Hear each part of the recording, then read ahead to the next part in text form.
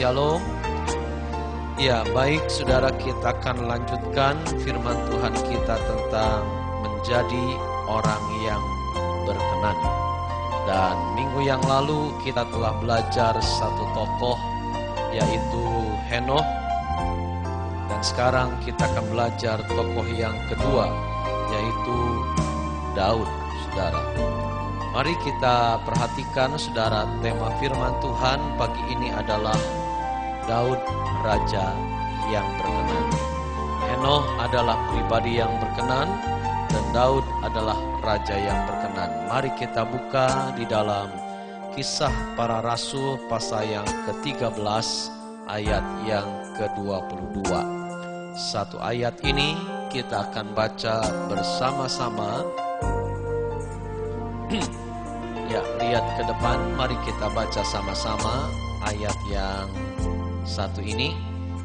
2, 3. Setelah Saul disingkirkan, Allah mengangkat Daud menjadi raja mereka. Tentang Daud, Allah telah menyatakan, Aku telah mendapat Daud bin Isai, seorang yang berkenan di hatiku dan yang melakukan segala kehendakku. Ya, saudaraku yang kekasih dalam Tuhan Yesus Kristus, coba saudara perhatikan di dalam ayat tadi. Ada satu ungkapan yang khas dari Tuhan langsung kepada orang yang bernama Daud, yaitu dia dikatakan sebagai orang yang berkenan di hadapan Tuhan. Nah, saudara, saya membuat sebuah kalimat Daud orang yang berkenan pakai tanda tanya. Kenapa tidak tanda titik, saudara? Sebab ini adalah sebuah ungkapan yang unik. Atau bisa dikatakan kalau Daud itu dikatakan sebagai orang yang berkenan, maka sesungguhnya ini adalah sebuah statement yang agak aneh.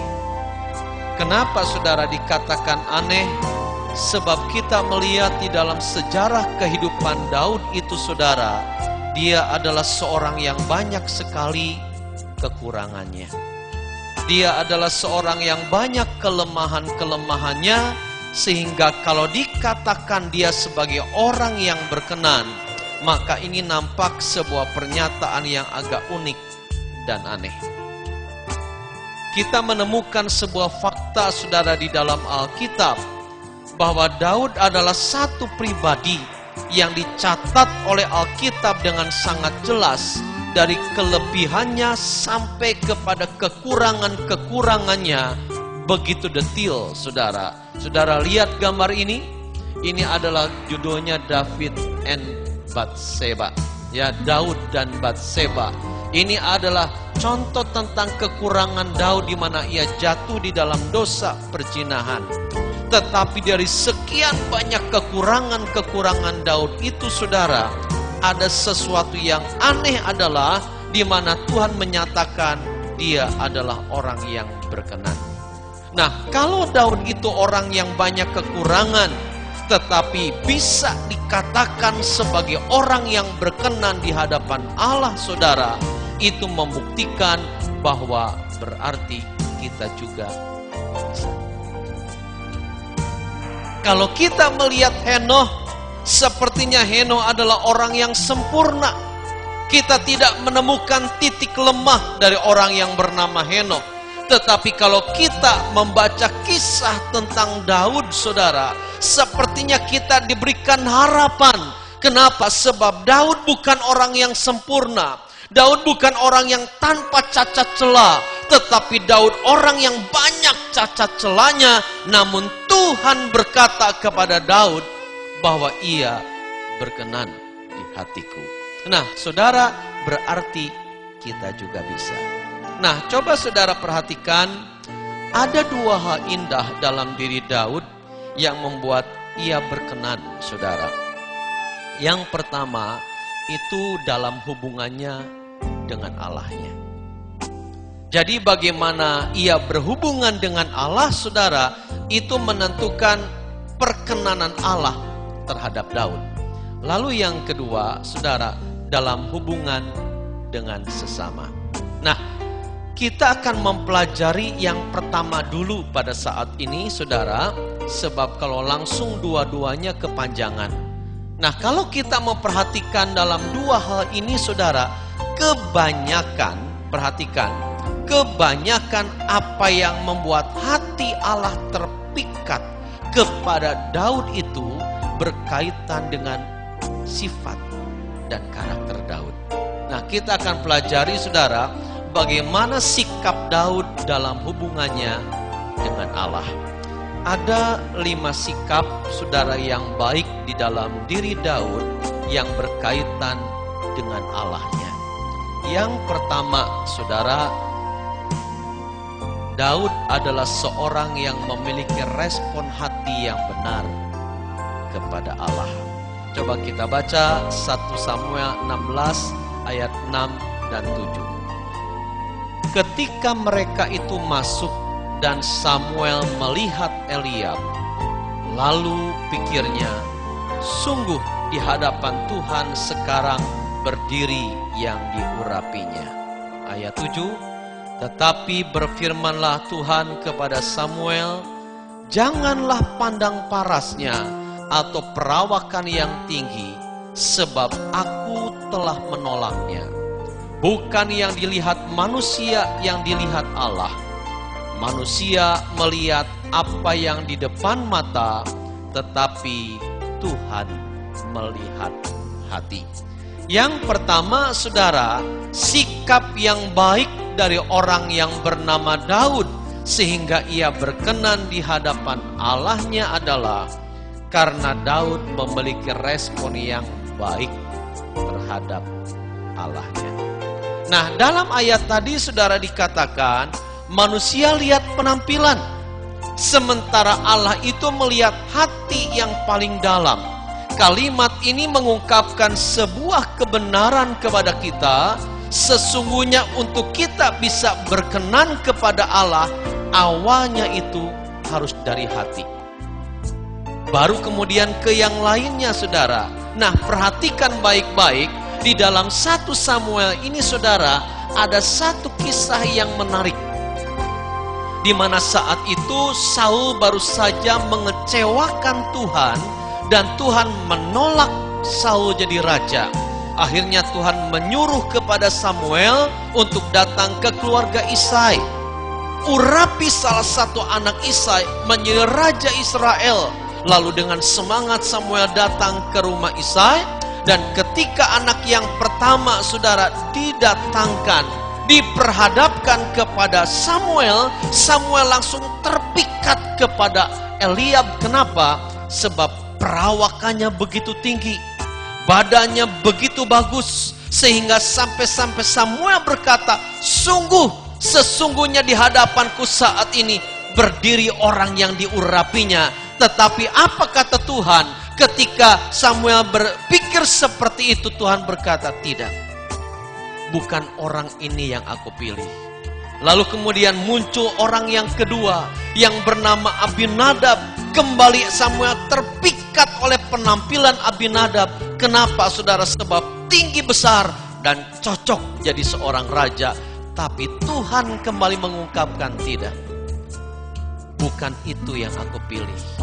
Akhirnya sampai ke 9 anak Isai, saudara, semuanya tidak ada satupun yang dipilih. Samuel bertanya kepada Isai, apakah ini semua anakmu? Lalu Isai berkata, ada satu lagi, tetapi dia ada di tempat penggembalaan kambing domba.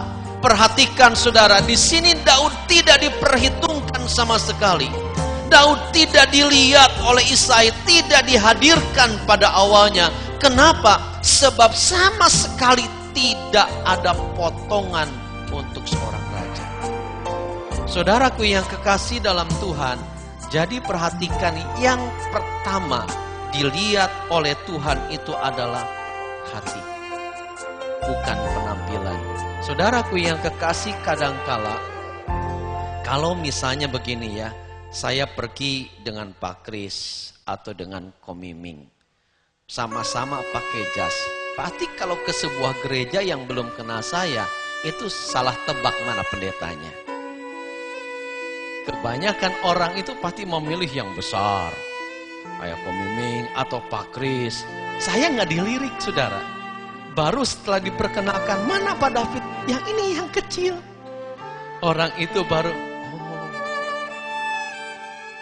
Saudara, jadi pada waktu Daud itu diperhadapkan kepada Samuel, awalnya dia juga tidak percaya. Masa orang kecil gini yang dipilih Tuhan?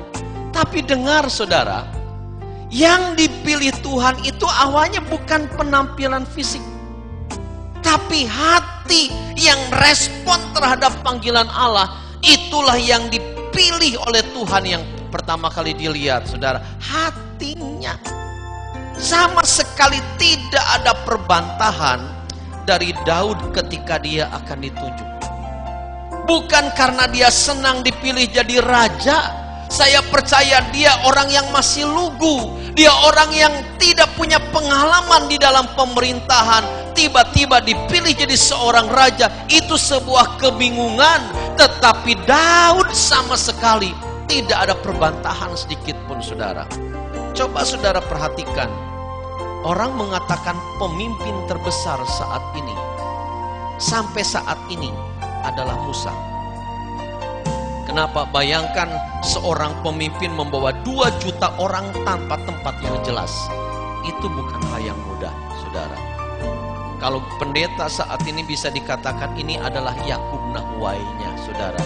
Bayangkan 17,5 tahun dia tidak punya tempat yang jelas, tidak punya tempat yang tetap, dan jemaatnya ribuan, saudara. Suatu saat tiba-tiba hari Sabtu, besok harus ibadah. Pemilik gedung dia tempat ibadah berkata, maaf Pak, besok gedung itu tidak bisa dipakai untuk ibadah. Kalau itu pada posisi saya, saudara, saya seperti Yakub Nahwai. Tiba-tiba hari Sabtu ini tempat tidak boleh dipakai untuk ibadah jemaat. Saya menghubungi jemaatnya bagaimana? Belum tempat yang lain belum ditemukan. Belum menghubungi jemaat supaya pindah ke tempat yang lain. Bingungnya luar biasa, saudara. Sampai saat itu dikatakan Yakub Nahwai nangis di hadapan Tuhan karena kebingungan. Untungnya jam 12 malam itu Tuhan tolong dia menemukan sebuah tempat untuk ibadah besok. Itu pun saudara tidak sempat diumumkan dari mimbar, hanya lewat radio ia umumkan bahwa GBI Mawar Saron pindah ke tempat ini untuk minggu ini. Dan Tuhan ajaib, saudara, ternyata jemaat tetap berkumpul ribuan walaupun itu mendadak, saudara. Nah, bayangkan Musa 2 juta orang harus digembalakan menuju satu tempat yang dijanjikan Tuhan. Dan itu bukan perkara yang mudah. Kenapa? Sebab yang digembalakan, yang dipimpin orang-orangnya rewel-rewel, saudara. Walaupun orangnya pintar-pintar, rewel-rewel, saudara. Itu yang membuat Musa mungkin banyak marah. Tetapi ketika Tuhan menunjuk Musa untuk memimpin bangsa ini, Musa sempat menolak. Jangan Tuhan, aku tidak bisa. Aku tidak fasih lidah, kata Musa kepada Tuhan. Yeremia sama, ketika dipilih Tuhan dia nolak. Tuhan, aku masih muda, aku tidak pintar ngomong. Dan alasan-alasan ini sama seperti kita. Kalau kita diberi tanggung jawab, jangan, aku tidak mampu. Tapi Daud tidak seperti itu. Saat ia ditunjuk menjadi seorang raja secara de jure, de factonya belum, saudara. Daud tetap menerima dengan senang hati. Respon hatinya itu, saudara, begitu baik di hadapan Tuhan. Sampai-sampai Tuhan berkata, aku telah menunjuk orang yang berkenan di hati. Jadi saudaraku yang kekasih, perhatikan.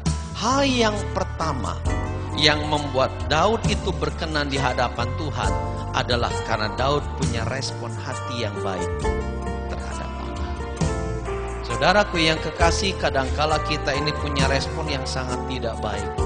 Di depan iya, tapi di belakang kita mikir. Saudaraku yang kekasih, ini membuat kita tidak berkenan. hati itu adalah sebuah benda yang mudah lengket. Kalau boleh saya katakan begitu. Apa yang dekat dengan hati, itu akan melekat. Nah, Daud itu melekat kepada Tuhan hatinya. Karena dia dekat dengan Tuhan, hatinya nempel ke Tuhan. Dia tidak membiarkan kebencian mendekati hatinya. Sebab itu hatinya tidak penuh kebencian. Sementara Saul, saudara, hatinya itu dibiarkan berdekatan dengan kebencian. Dan kebencian itu nempel. Nah, Daud melekat kepada Tuhan. Itu sebabnya dia yakin, aku tidak mampu. Kalau Tuhan pilih, Tuhan akan memampukan aku, saudara. Saudaraku yang kekasih, maaf, bukan untuk membanggakan saudara. Kalau saya lihat ditilik dari latar belakang, itu nggak ada yang jadi pendeta dari keluarga saya. Kalau saudara lihat kakak saya, suruh berdiri di sini ngomong seperti saya begini, saudara, jangan harap dia bakal mau. Doa saja nih saya mau pulang, bukan menjelekkan keluarga, ini fakta.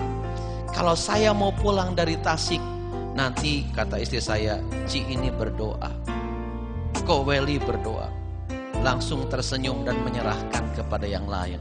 Si anu aja, itu kakak saya. Yang mau pulang itu adalah saya, adiknya, pendeta di Pemalang. Minta didoakan saja mereka nggak mau. Kenapa? Nggak bisa. Nggak bisa. Tapi kenapa dari 4 saudara ketika ke saya, saudara, Tuhan tunjuk untuk jadi seorang pendeta. Saya merasa tidak mampu pada awalnya. Apalagi ngomong juga pletot-pletot, ngomong tidak bisa panjang, sekalipun sekarang sering kepanjangan, saudara.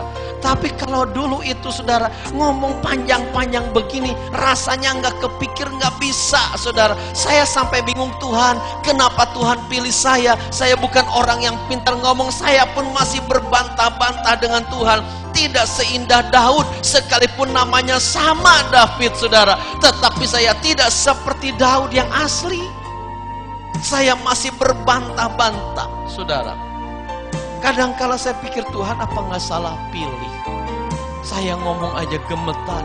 Makanya kalau saya lihat Pak Asahel, lihat siapa lagi yang pintar khotbah walaupun bukan pendeta dan tidak gemetar, saya tuh salut. Saya salut betul, saudara. Kenapa saya untuk menghilangkan gemetar ngomong di depan orang banyak itu butuh waktu tahunan, saudara. Ketika awal-awal datang ke sini, saudara, 2, 3, 4, 5 tahun menggembalakan di sini. Kalau ada John di situ, saudara, saya harus ngomong gemeter. Takut salah kalau John cemberut, saya salah apa ya? Gemeter, saudara. Kenapa? Tidak ada percaya diri yang tinggi.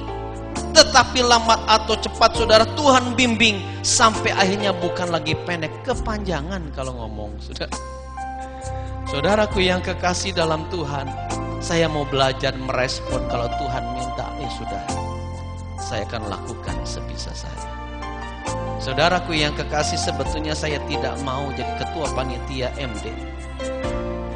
Saya pernah merasakan jadi staf panitia MD repotnya kayak apa. Tapi apa daya, tidak ada seorang pun yang mau. Sementara saya berkata kepada ketua BPD untuk nolak itu malu. Akhirnya saya berkata, ya saya akan coba. Ketika tidak ada yang mau, saudara, untuk jadi ketua panitia MD, akhirnya saya berkata, sudah, saya saja. Itu nekat. Karena saya tahu itu repot, saudara. Yang saat ini sedang repot-repotnya itu istri saya.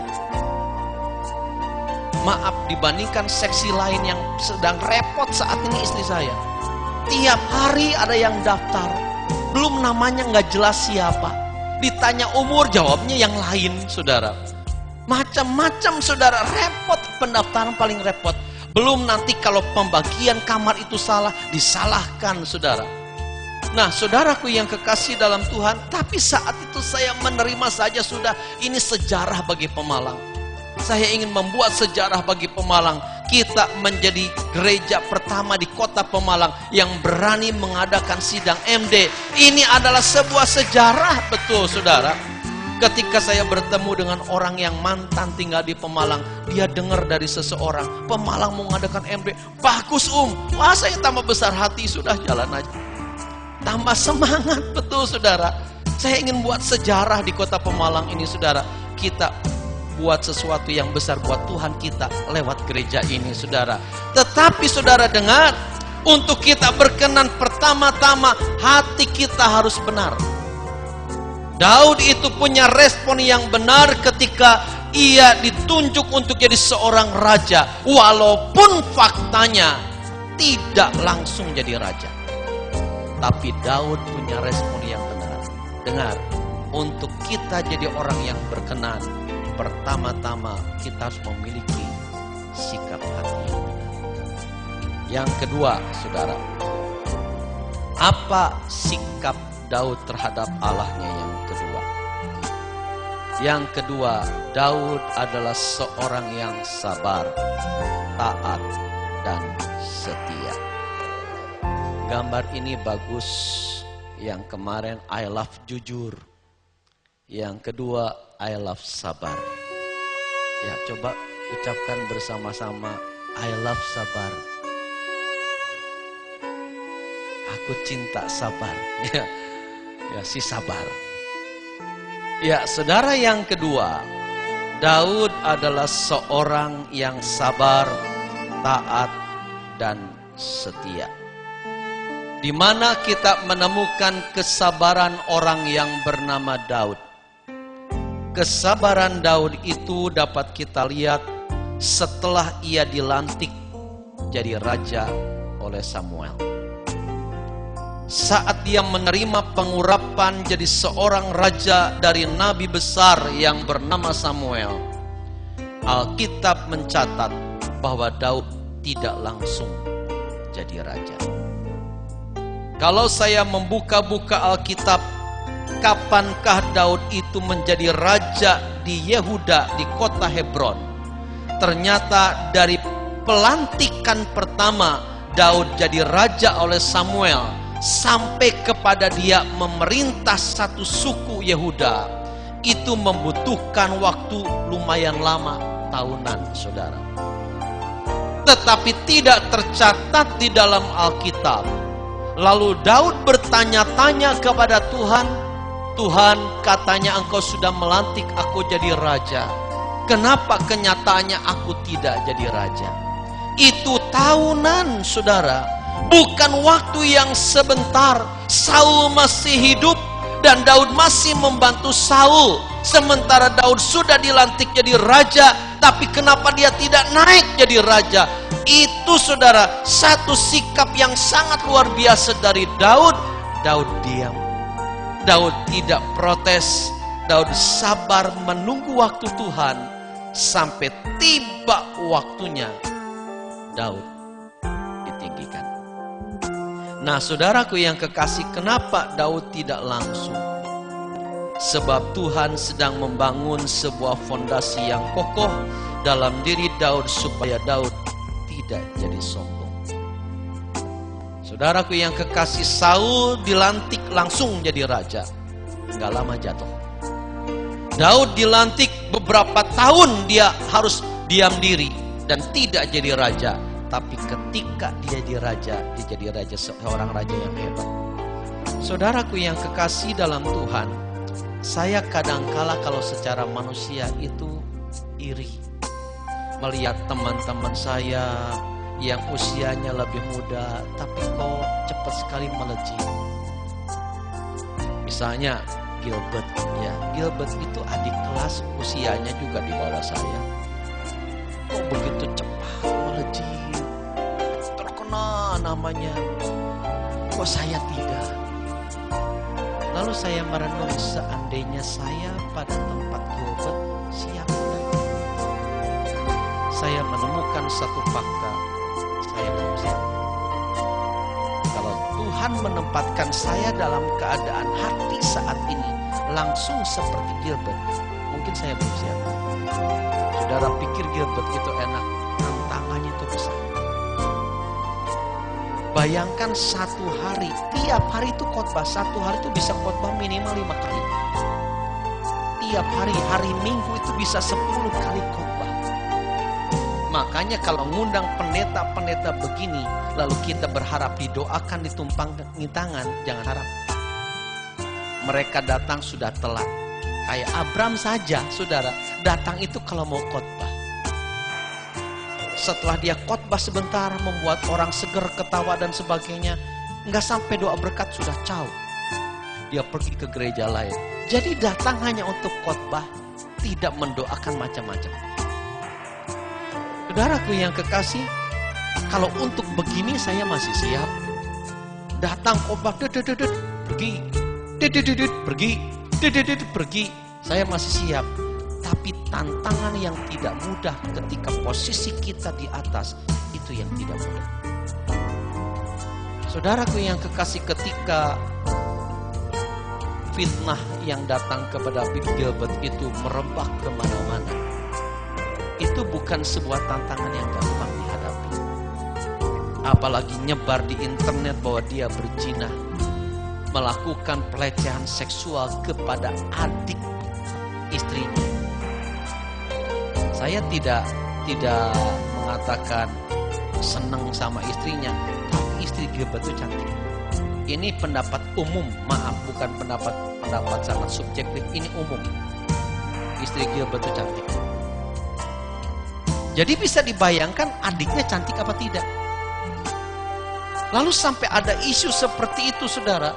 Katanya Gilbert itu untuk menteror kepada yang memfitnah itu pakai preman. Saya kurang percaya saat itu, saudara. Sengaja menteror pakai preman. Sampai akhirnya kebenaran terbukti bahwa isu itu hanyalah sebuah fitnah. Seorang hamba Tuhan, maaf, itu kalau sudah diisukan begitu, saudara, itu bisa jatuh karirnya. Tapi kenapa Gilbert tidak? Sebab dia, saudara, berusaha hidup benar di hadapan Tuhan. Kalau kita betul-betul hidup benar di hadapan Tuhan, sekalipun orang memfitnah, maka orang yang memfitnah itu akan berurusan dengan Tuhan langsung.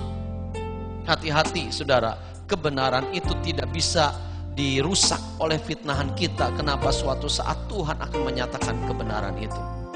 Nah, Daud itu, saudara, orang yang sabar. Ketika dia dilantik jadi raja, dia tidak langsung mencuat jadi seorang raja, tapi butuh waktu puluhan tahun baru dia jadi seorang raja, dan dia sabar menunggunya. Kadangkala kita tidak sabar seperti Daud, saudara. Kita ingin serba cepat. Punya jodoh pengen cepat. Sukses juga pengen cepat. Akhirnya kita tidak cepat. Sungguh-sungguh dalam Tuhan, tapi menjauh dari hadapan Tuhan. Nah, jadi saudara, kita harus belajar seperti Daud, dan itu membuat Tuhan terpesona. Ia orang yang berkenan di hadapan kata Tuhan. Kenapa? Sebab dia sabar, taat, dan setia kepada Tuhan. Yang ketiga, saudara, cepat.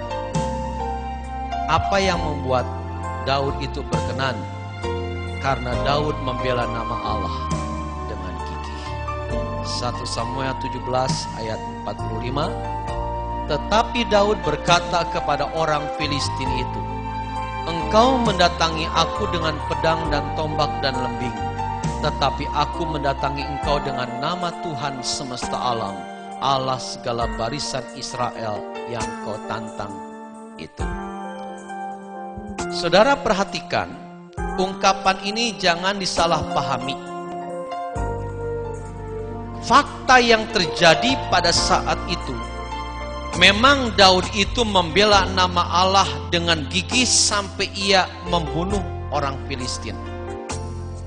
Tetapi pengertian membela nama Allah dengan gigih saat ini, janganlah disamakan seperti Daud membunuh Goliat. Namun berarti, saudara, membela nama Tuhan dengan gigih itu adalah sekalipun kita dihina, sekalipun Tuhan kita dicaci maki, tetapi kita tetap beriman kepada Allah yang mereka caci maki. Itulah membela nama Allah dengan gigih. Beda dengan saudara sepupu kita, ketika ada orang yang mencela nama Allahnya, maka mereka membela nama Allahnya sampai membunuh orang yang mencela nama Allahnya. Bagi kita tidak seperti itu, saudara. Membela nama Allah dengan gigih bukan berarti kita harus membunuh orang yang mencela Allah kita, tidak. Tetapi saudara, maksudnya sekalipun nama Allah kita dicela, sekalipun nama Allah kita dijelek-jelekan, kita tetap berpegang pada nama itu, dan itu membela nama Allah kita. Saudara, ketika kerusuhan terjadi di Tasik, itu di dinding gereja, itu dipilok oleh para perusuh, itu dipilok. Dan kalimat yang diungkapkan, ditulis dengan pilok itu adalah kalimat-kalimat penghujatan terhadap Tuhan Yesus. Tapi orang Kristen tidak perlu membela nama Allah dengan marah-marah. Tuhan tidak memerintahkan kepada kita membela nama Yesus dengan marah-marah, dengan perang dengan suku lain atau agama lain, tidak. Tuhan tetap memerintahkan kasihilah musuhmu, tetapi membela nama Allah dengan gigih, itu berarti kita tetap beriman kepada Allah yang mereka hina, sebab kita tahu bahwa Allah yang kita sembah itu Allah yang benar adanya. Membela nama Allah yang gigih berarti ketika orang lain berbuat dosa, kita tidak berbuat dosa, itu juga membela nama Allah dengan gigih. Saudaraku yang kekasih dalam Tuhan Yesus Kristus, ini yang dilakukan Daud ketika orang Filistin itu mengecek nama Allah. Nah, saya mau jelaskan nama Allah kita siapa, saudara. Jangan Yesusnya, sebelum perjanjian baru nama Allah kita siapa? Siapa? Yahweh, Yehova. Nah, ini saya mau jelaskan sedikit ya tentang nama Yahweh, Yehova. Sebetulnya, saudara, orang yang punya faham nama Yahweh itu benar. Nama Allah Israel itu Yahweh atau Yehova itu benar. Tetapi ketika mereka mengkomunikasikan apa yang mereka tangkap kepada orang Kristen yang lain, itu caranya salah. Mereka cenderung menyerang, cenderung menyudutkan gereja karena masih memakai kata Allah. Akibatnya apa? Akibatnya gereja itu membentengi diri dan melawan acara. Sebetulnya di dalam perjanjian lama, nama Allah itu betul Yahweh. Yehova itu betul. Hanya cara menyampaikan itu yang membuat gereja akhirnya kalau melihat orang-orang yang berpaham tentang ini langsung membentengi diri. Itu yang salah, saudara. Sama seperti kakak ipar saya itu suatu saat diundang untuk hadir dalam satu pertemuan kelompok orang-orang yang punya paham home church, gereja rumah. Ya, siapa tokohnya dulu? Tokohnya dulu itu Jonathan Patiasina, Cornelius Wing, ya. Itu pembicara hebat-hebat, saudara. Nah, kakak ipar saya itu diundang untuk ikut di dalam pertemuan itu. Setelah selesai, saudara, dia berkata, saya cuma sekali saja datang ke pertemuan ini dan kapan. Kenapa, saudara? Sebab di dalam pertemuan itu, saudara, dia merasa dilecehkan. Gereja merasa dilecehkan. Akibatnya, saudara, sebuah kebenaran disampaikan dengan cara penghinaan kepada yang lain, membuat orang lain itu tidak bisa menerima kebenaran itu, bahkan bisa berefek mereka akan menilai kita salah. Padahal itu sebuah kebenaran. Sama seperti ajaran Yahweh. Itu betul ada dalam Alkitab. Nama Allah Israel itu Yahweh atau Yehova. Tetapi karena kecenderungan mereka yang menganut paham itu, menyerang gereja Tuhan karena masih menggunakan Allah. Akibatnya gereja itu membentengi diri terhadap ajaran ini. Ini camkan saudara, kenapa gereja masih pakai nama Allah? Itu hanya terjemahan dari bahasa Inggris God. Bukan nama, Allah itu bukan nama. Mungkin di Arabnya itu nama, tapi sebetulnya kalau kita menyebut Allah itu bukan nama. Nah, orang yang menganut paham Yahweh itu memandang Allah itu sebagai nama dewa. Jadi ketika kita nyebut Allah, mereka menghakimi bahwa kita nyembah kepada dewa yang di sana. Nah, karena pahamnya begini, gereja membentengi diri. Padahal dalam Alkitab itu benar. Nama Allah dalam perjanjian lama itu Yahweh atau Yehova. Nah, ketika nama ini dihina oleh orang Filistin, saudara, Daud tampil membela nama itu. Dalam konteks ini Daud melawan dan berperang. Tapi konteks sekarang, saudara, membela nama Allah dengan gigih bukan berarti harus perang. Tapi mempertahankan iman, jangan sampai goyah. Itu artinya membela nama Allah dengan gigih. Nah, Daud melakukan itu sehingga Allah akhirnya terpesona dengan apa yang dilakukan Daud. Yang keempat, kenapa Daud itu berkenan di hadapan Allah? Sebab dia tanggung jawab dalam tugas yang Allah berikan. 2 Samuel 7 ayat 9. Aku telah menyertai engkau di segala tempat yang kau jalani, dan telah melenyapkan segala musuhmu dari depanmu. Aku membuat besar namamu seperti nama orang-orang besar yang ada di bumi. Ya, yang keempat, kenapa Daud berkenan, saudara? Sebab Daud adalah seorang yang tanggung jawab dalam tugas yang Allah berikan. Dalam dunia apapun, saudara, jika kita punya seorang pegawai yang bertanggung jawab, orang yang bertanggung jawab itu selalu mempesona atasan. Tetapi orang yang tidak bertanggung jawab selalu membuat jengkel atasan. Nah, Daud itu, saudara, bertanggung jawab terhadap tugas yang Allah berikan, sekecil apapun tugas itu. Rupanya, saudara, ini sudah terbiasa dilakukan Daud sejak dia menjadi penggembala kambing domba ayahnya. Dia setia dan tanggung jawab dengan tugas itu, dan kebiasaan itu terbawa sampai dia berurusan dengan Tuhannya. Saudaraku yang kekasih, ini penting. Kemarin kita mendengar seorang petugas, kalau di kantoran tukang bersih-bersih itu, office boy kalau nggak salah namanya ya, diketemukan meninggal di basement UOB ya. Gedung UOB itu, saudara, di Jakarta yang 3 lantai ke bawah basementnya itu, bayangkan air begitu deras masuk ke dalam ruang basement itu. Berarti kalau air itu kita ukur dalamnya 3 lantai. Nah, diketemukan satu mayat itu ternyata mayat office boy. Nah, saudara, kenapa office boy itu pagi-pagi sudah ada jam 5:30? Ini seorang yang tanggung jawab dengan tugasnya. Jadi sebelum orang pada masuk, dia sudah ada di situ dan mati.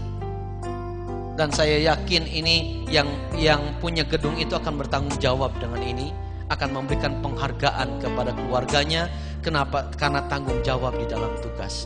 Nah, Tuhan begitu terpesona melihat Daud bertanggung jawab dalam tugasnya, sehingga dalam 2 Samuel 7 ayat 9 tadi dia katakan, aku telah menyertai engkau di segala tempat yang kau jalani, dan kemudian membuat nama Daud itu naik begitu tinggi. Tuhan terpesona itu, saudara. Mari kita menjadi orang yang tanggung jawab dalam tugas sekecil apapun, karena ini menyenangkan Tuhan. Yang kelima, saudara, apa yang dilakukan oleh Daud kepada Tuhannya sehingga ia berkenan? Karena hidupnya penuh pujian. 1 Samuel 16 ayat 23. Dan setiap kali apabila roh yang daripada Allah itu hinggap pada Saul, maka Daud mengambil kecapi dan memainkannya. Saul merasa lega dan nyaman, dan roh yang jahat itu undur daripadanya. Saudara yang kekasih, perhatikan baik-baik.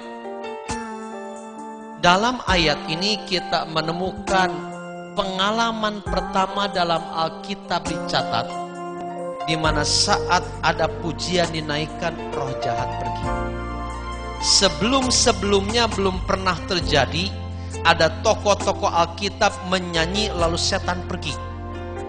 Tetapi ketika Daud menaikkan pujian di dalam ayat ini, roh jahat itu pergi.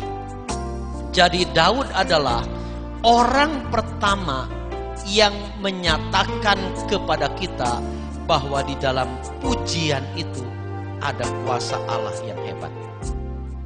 Dialah orang yang pertama memperkenalkan ini, saudara. Nah, dari mana Daud itu punya pengalaman ini? Dari kebiasaan hidupnya yang suka memuji Tuhan.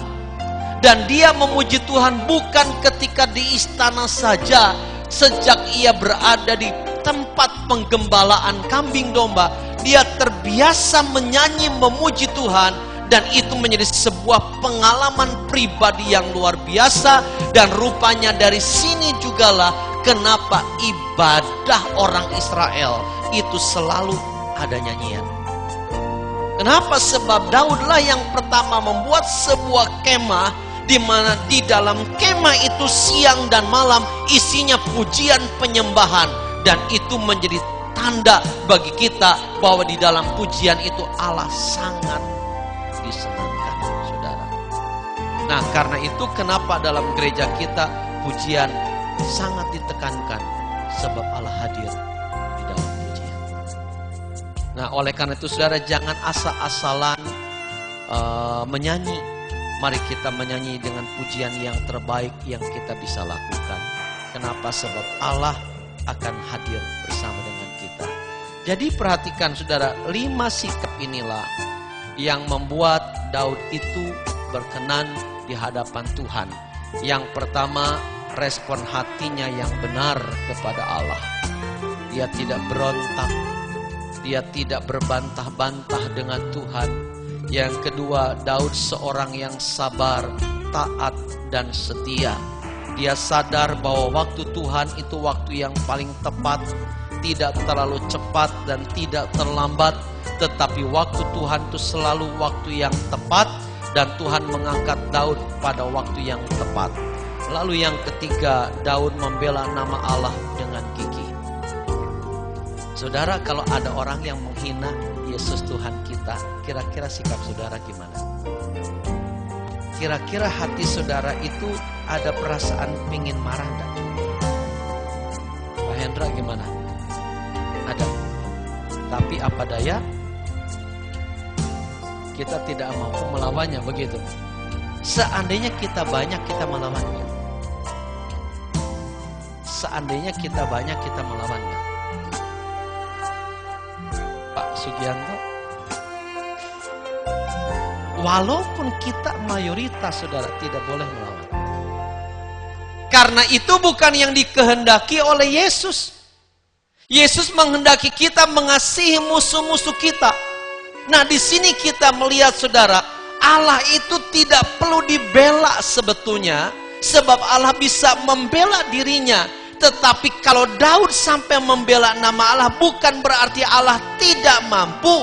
Kebenaran yang bisa kita ambil dalam peristiwa ini adalah bahwa Daud mempertahankan kekudusan ketika ada orang yang mencabik-cabik kekudusan. Dan itu hebatnya, saudara. Sama seperti Henokh tetap bergaul karib dengan Tuhan, sementara lingkungannya tidak bergaul karib dengan Tuhan. Itu luar biasa, saudara. Ini yang dilakukan Daud, menjaga kekudusan nama Allah. Yang keempat, dia tanggung jawab dalam tugas yang Allah berikan. Tidak ada satu tugas pun dalam Alkitab yang dicatat yang Daud lakukan asal-asalan. Dia lakukan dengan segenap hatinya. Kenapa? Sebab Daud itu hati hatinya melekat kepada Tuhannya. Dan yang kelima, saudara, sebab Daud hidupnya penuh dengan pujian. Saudara, biasakanlah hidup kita penuh dengan pujian, sekalipun suara kita fales. Tetapi Tuhan bukan melihat falesnya, namun Tuhan melihat hati kita yang sungguh-sungguhnya. 2 minggu lagi kita akan belajar hubungan Daud dengan sesama.